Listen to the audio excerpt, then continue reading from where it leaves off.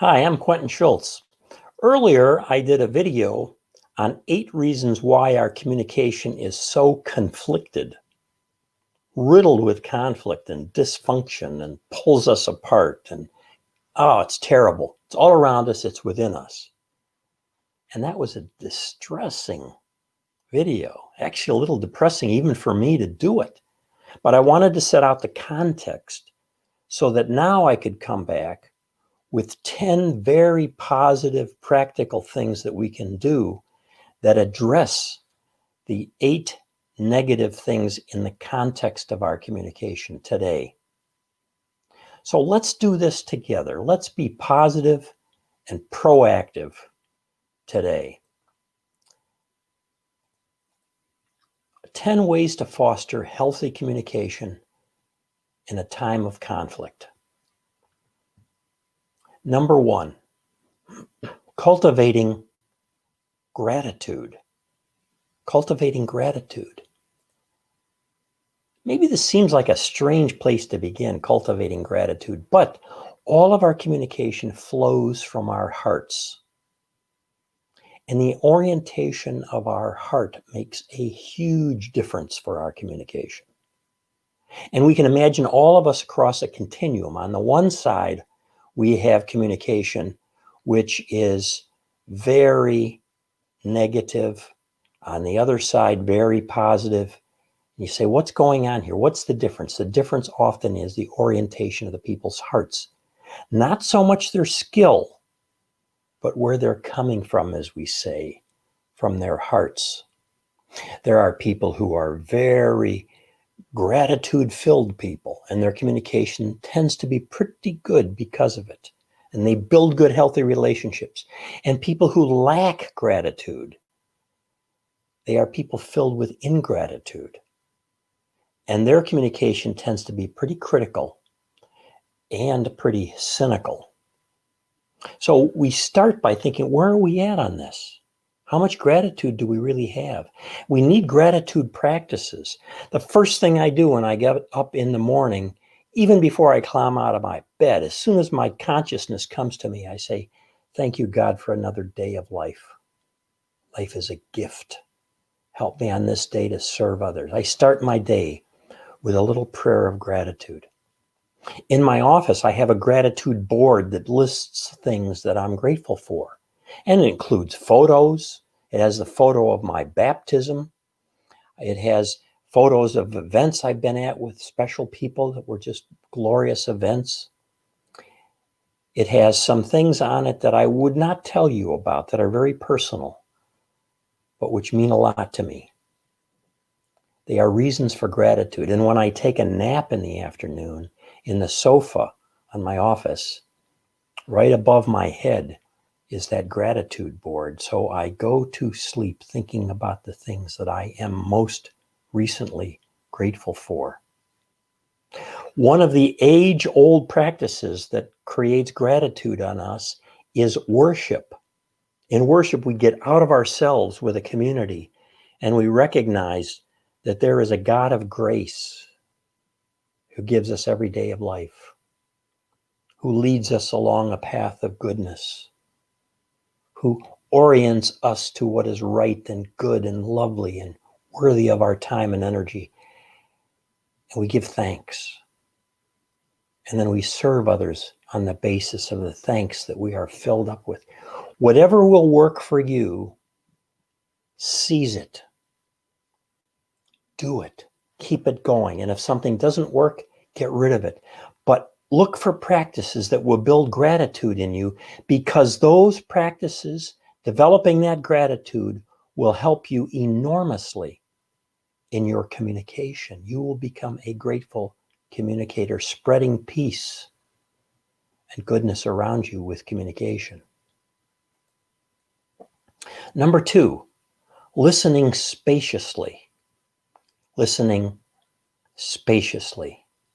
Now, there are 2 words there, both of which are really loaded, meaningful words. Listening spaciously. Listening means to attend to reality, not just to hear. It can be nonverbal, looking at someone and saying, what's going on with their eyes? Are they do their eyes suggest to us that they are okay? What's going on with them? Are they smiling? Do they seem to be upset? All ways that we can, we should pay attention. Listening is attending to reality. What's going on around us? What are we reading? What are we viewing? What's going on around us? To pay attention to what's going around us is listening. It means literally to attend to reality. Not the way we want reality to be, not the propaganda that's coming in or that we are creating in our own minds, but the way things really are. The good and the bad that's around us. To pay attention. Sometimes we have to ask questions. Do it gently to find out what's going on. Sometimes we can ask somebody one question. How are you doing? How is your life? We can ask them to tell a story. What's going on in your life? Tell me about it. Tell a story. What's happened earlier today? For years, at dinner with my family when our children were younger, I would ask one standard question. What happened today that was funny? People would open up about that. Not just how was your day? That can be a little grueling sometimes for people.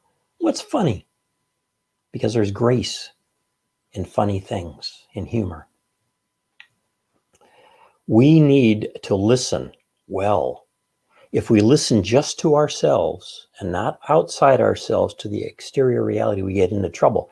And if we don't listen to ourselves and how we're really feeling, what's going inside of us, what is creating fear and anxiety in us, what is giving us a sense of hope. If we don't listen, we don't know ourselves well. And if we don't know ourselves well, we cannot communicate well with other people and with God. We can't do it. We have to listen outside of ourselves, pay attention. We have to listen inside of ourselves, pay attention.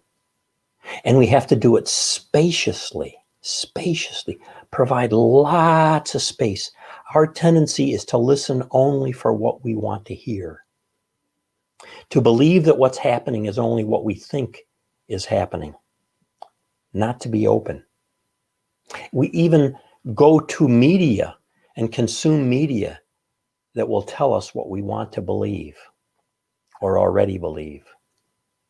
We don't go out in order to listen to people who are different from us.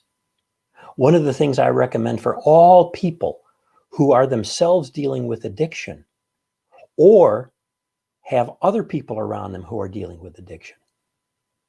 Or maybe they're ministers and they serve other people who are having difficulty with addiction.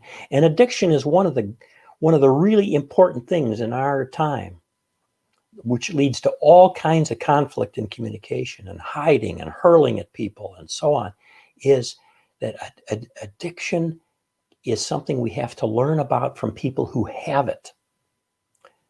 Go to a self-help meeting, like a 12-step meeting for people who are suffering from addiction, and listen. A lot of these are open. They may have to do with weight problems. They may have to do with narcotics, with alcohol, all kinds of things, eating disorders. But go to open ones and listen and say, I'm here to find out more about this. You'll be amazed. It will undo the stereotypes you have about people with addiction. Similarly, I say to people, if you don't know any veterans, go to some veterans places, go to a VFW hall and talk with people. Find out from relatives who's a veteran and chat with them. Don't go on the basis of stereotypes. So however we can, we need to reach out to people who are different from us with different life experiences so we can be spacious in our listening. And what will happen is it will transform us internally. We will no longer operate so much on the basis of our existing self-propaganda. So that's the second thing to think about, is listening spaciously. Number 3, fostering relational activities. This alone is worth your time on this video. This is one of the least understood aspects of communication. Really, really good communication happens usually when we're doing something else. When our children started to move into adolescence, and I, even as a communication professor, would want to get together with them and say, okay, now let's have a talk. I want you to listen to me. I'll listen to you. Let's make communication happen here. Boy, that's a way not to communicate with anyone. Forcing it does not work. Most rich, good, healthy communication comes out of other relationship activities. The kinds of things we do which automatically promote communication, such as meals together, such as driving together, taking vacations together, such as playing games, at least certain kinds of games, like board games or video games that involve more than one person together. Relational activities. Find out what relational activities will work for you and for the people you want to be closer to, and promote those activities. And communication will come as a glorious byproduct because it's not forced. It's not stilted. It just happens. If you will, it happens in the course of communion with one another. Communication does. So promote relational activities. Find out what will work. Number 4, sharing our stories. One of the least threatening forms of communication is storytelling, because it doesn't seem to demand something of someone else. We all have lives filled with stories, events, occurrences, and we can share those stories. And by sharing those stories, we get to know one another better.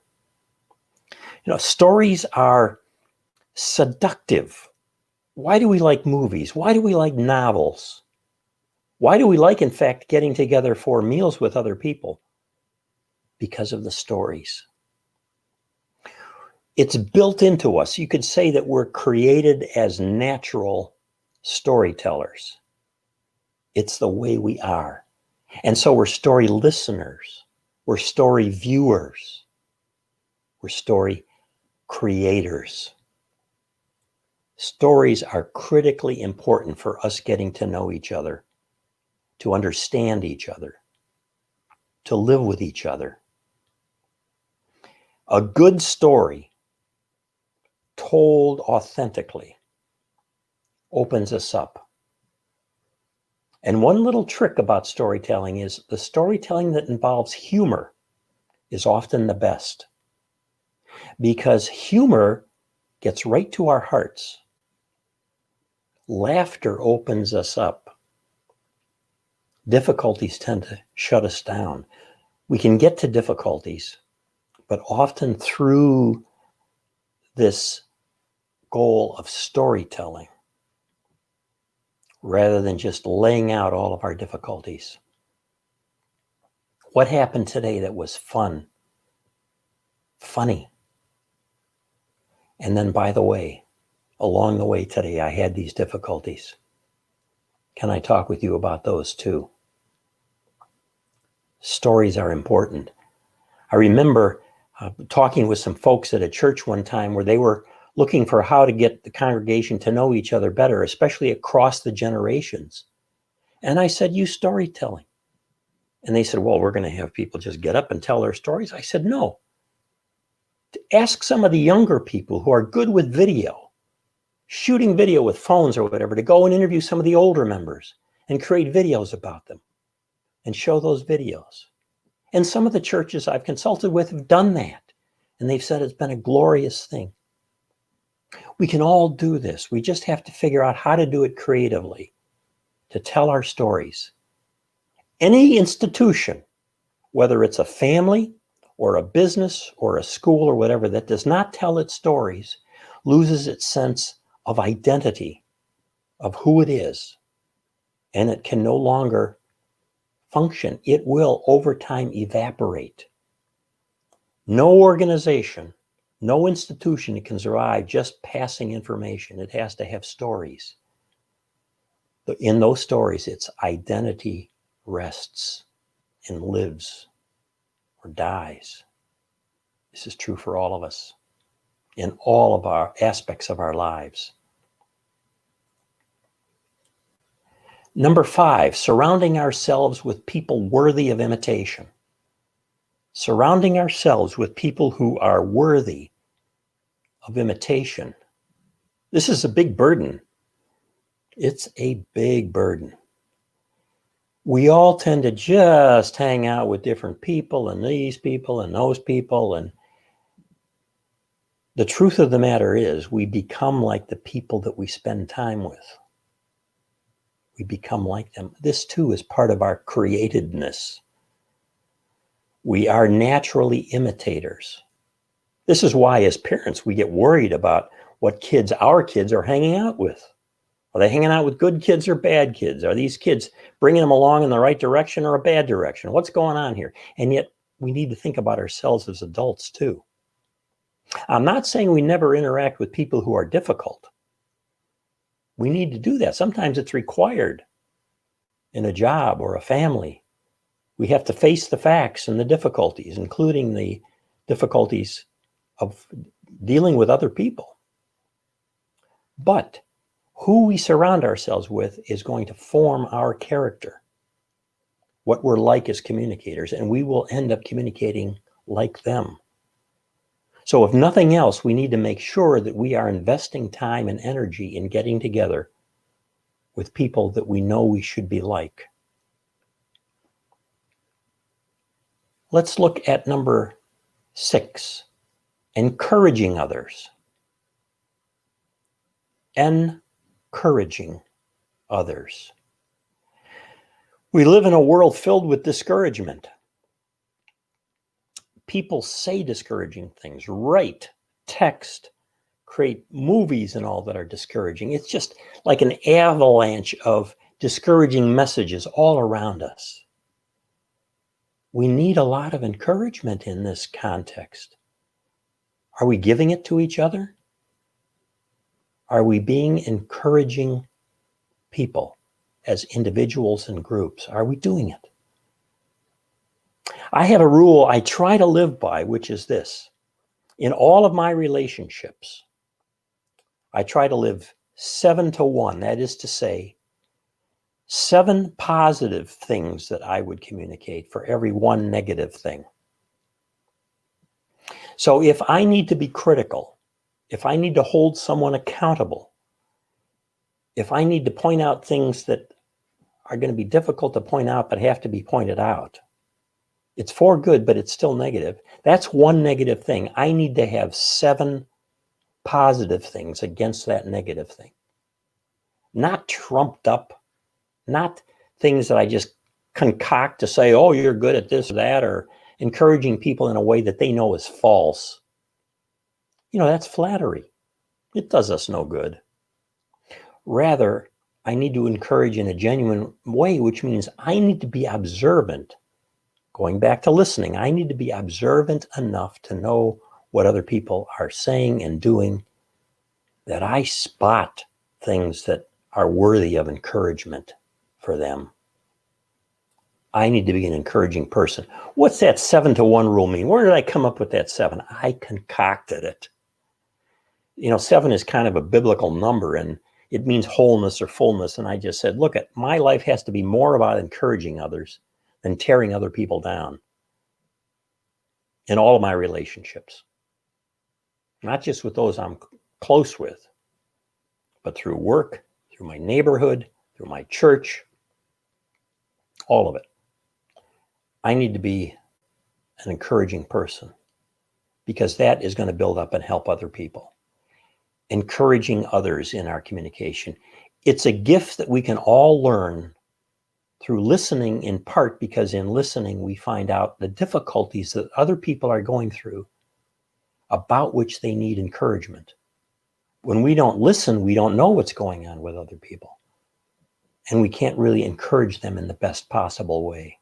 Good listeners tend to be good encouragers, even just by the fact that they listen, because listening is a way of saying to someone else that you care about them and they matter. Number 7, thinking and acting small. Thinking and acting small. I struggle with how best to communicate this, but here it is in a nutshell. I hope I can do it well. With our communication, we'll tend to want to go after a lot of big things and solve a lot of big problems and get people together for this and that and another thing. Often our communication is aimed at things that are really far out of our control, sometimes just ridiculously out of our control. It's not that we shouldn't have bigger goals or bigger aspirations in our communication, but often, most of the time, the best communication that really makes a difference is that which is closer to us. It's small. A little bit here, a little bit there. It's like encouragement. Sometimes one word to somebody that we notice is discouraged today. One word of encouragement makes a huge difference. And yet the big thing doesn't make all of that much difference if we're going to go out there and solve the problems of the world. Yes, seek to solve those problems. But first, address those things that are closest to us in our communication. I have to admit to you that some of the people that I have known who are the most quote unquote successful in the world, who have really accomplished a lot, and sometimes are even greatly looked up to by other people, did not have good interpersonal lives. They treated other people poorly in their lives. They tore down people to get ahead. They were nasty people, sometimes deeply self-destructive people, but others didn't know about that. They thought big, but didn't think about thinking small as well. Sometimes I imagine the thinking small as thinking incarnately. Incarnate. That's a funny word to use for this, but incarnate in our physical bodies, in our body-to-body communication, those that are closest to us proximately in space are the ones often that we need to most focus on. And the ones that are most distant are the ones that are going to be the most difficult for us to address in a positive way and build relationship and promote peace and harmony, the most difficult. Not that we shouldn't try, but to invest just in that bigger picture without first looking at what's going on in our own local, proximate, more intimate lives is a mistake. So we need to be thinking and acting small. Number 8, being authentic. Being authentic communicators. That sounds simple, to be authentic. It means saying what we mean and meaning what we say. Saying what we mean and meaning what we say, both. In a sense, we are who we are. That's us. We don't put on a facade, a face, a mask. We don't try to be something other than what we are. We are who we are. And we communicate with others on the basis of who we are. Authenticity. When I talk with a lot of young people today who are really pessimistic about social institutions like schools, they think college is just, you got to learn a bunch of information, regurgitate it, and get out of there. It's not really worth anything. Or I talk with young people who are giving up on the church, just bailing out of the church, all churches. They think, a bunch of hypocrites out there. I say, tell me a little more about that. Well, they don't really believe what they say they believe. The preacher is not the real thing. He's a phony. You see how he's living his life over here, or she is living her life over there versus what they say. What they're getting at is a belief that people are inauthentic. And so as a teacher, later in my life, I began to realize if I can't be authentic with my students, they are not going to necessarily believe me, want to take into heart what I have to say. I need to be an authentic person. Same thing with my family. Same thing with my neighborhood. Today, probably more than ever, authenticity is critically important because of the declining trust in leaders and social institutions. And so we need to practice authenticity.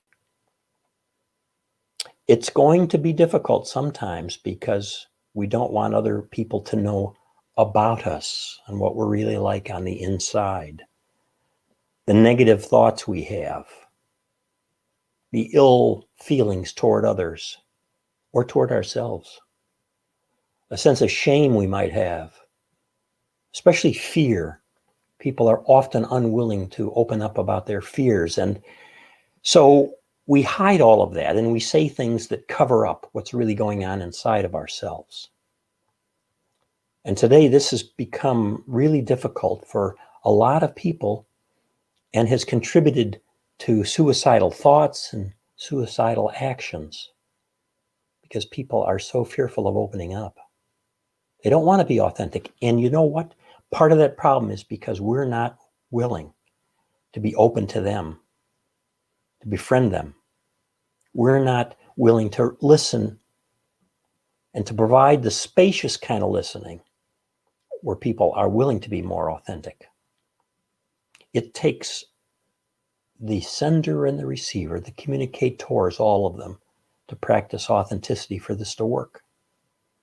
And it's a tall order, but the world needs it today. Using technology appropriately.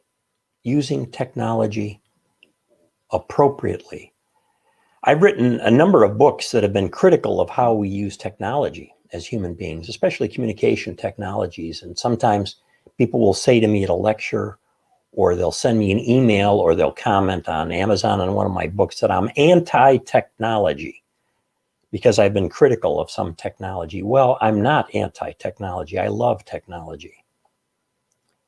I am anti-using technology inappropriately. If someone sends an email to an employee to fire them, I consider that inappropriate. What is the best technology to use in a particular situation for the best communication, the richest communication, the most fitting communication? Maybe that's a better word for you than appropriate, fitting. What's the fitting technology for a given purpose? And here we get into trouble because we misuse technology all the time. If we have a grudge against someone, or if we want to be critical in some way about something that someone else has done or said, what technology do we go to? What do we use? Do we do it in person? Do we do it through email, through texting, through the phone, through distance video? What's most appropriate? What's most fitting? Life today is filled with decisions that we need to make about what is the most fitting technology for a given situation or purpose. It's fittingness that matters more than being pro-technology or anti-technology. Some years back, I wrote a book about technology in worship, looking especially at PowerPoint. And I had a very simple thesis in that book, and that is simply to say, fit technology to the purpose of worship.